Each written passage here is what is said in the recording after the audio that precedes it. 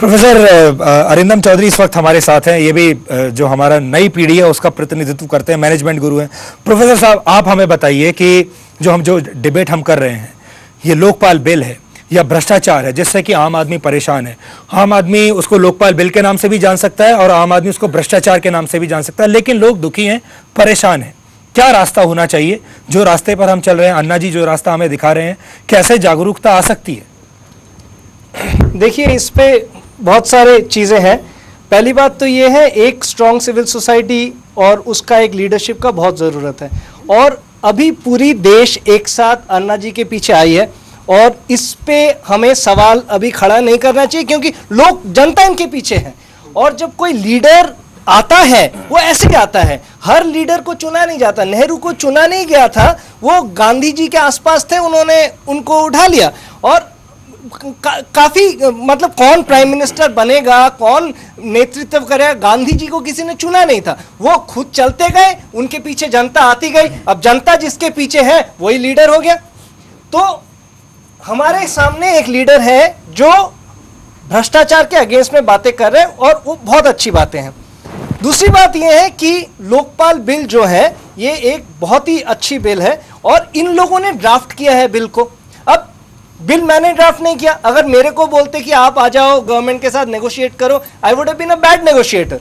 Bill इन्होंने draft किया है, गवर्नमेंट ने बोला ठीक है, आप लोग सब आंदोलन कर रहे हैं, आपका बिल क्या है दिखाइए। तो इन्होंने दिखाया, बोला ठीक है, आपके रिप्रेजेंटेटिव्स कौन है? तो 4 रिप्रेजेंटेटिव आ गए। अब ये लोग हमारे लिए लड़ रहे हैं, उसका मतलब ये नहीं है कि ये बिल पास हो गई।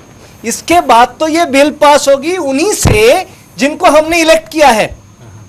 तो ये बिल का ड्राफ्टिंग कमेटी चल रहा है और मेरे ख्याल से ये बड़ा सवाल दूसरा है। बड़ा सवाल ये है कि ये क्या पूरा सरकार एक शैडो बॉक्सिंग कर रही है?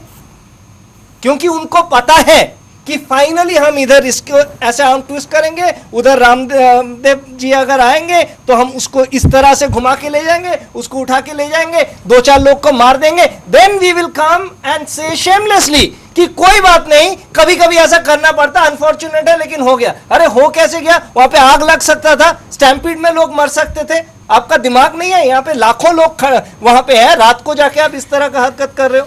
तो it's about governments, what do they want, intentions. और हमारे देश में नेहरू के टाइम से आज तक किसी गवर्नमेंट में, लाल बहादुर शास्त्री के 3 साल अगर आप छोड़ दें, तो किसी गवर्नमेंट में आज तक इंटेंशन नहीं था कि करप्शन के अगेंस्ट लड़ना चाहे। नेहरू के टाइम में जीप स्कैम हुआ और कृष्ण मेनन उस टाइम डिफेंस मिनिस्ट्री थे, क्या हुआ? कुछ नहीं, उन्होंने खुद कुछ नहीं किया।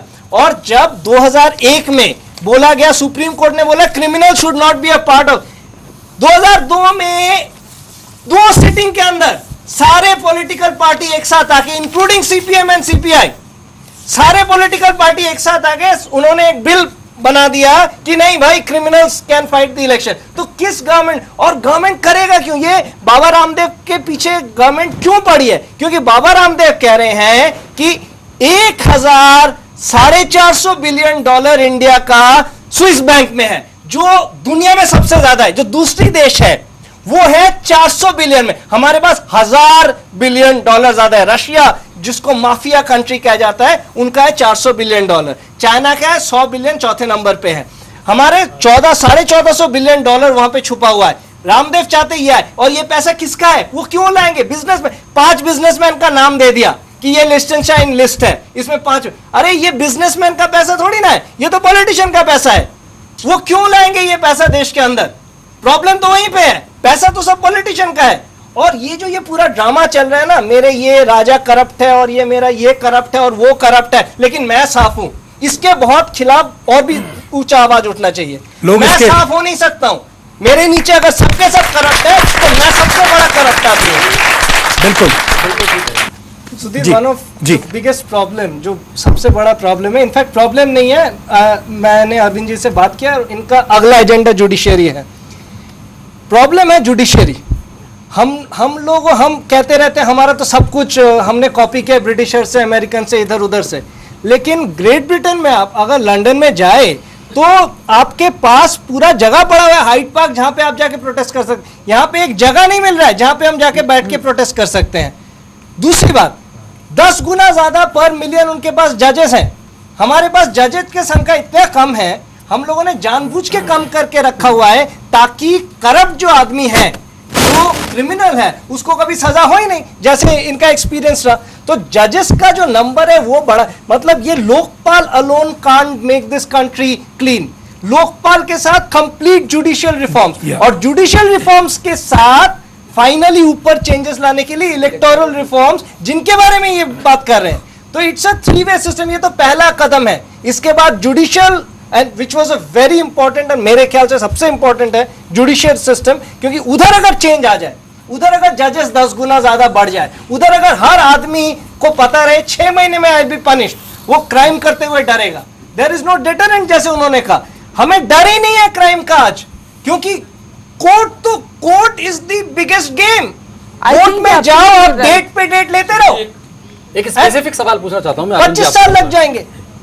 सो court is the biggest instrument of corruption. Court को हमने डिसफंक्शनल जानबूझ के रखा हुआ है ताकि हम सब चोरी कर सके और हम सब क्राइम कर सके, और जा तू कोर्ट में मेरे को लेके, वो तो अपना है। जी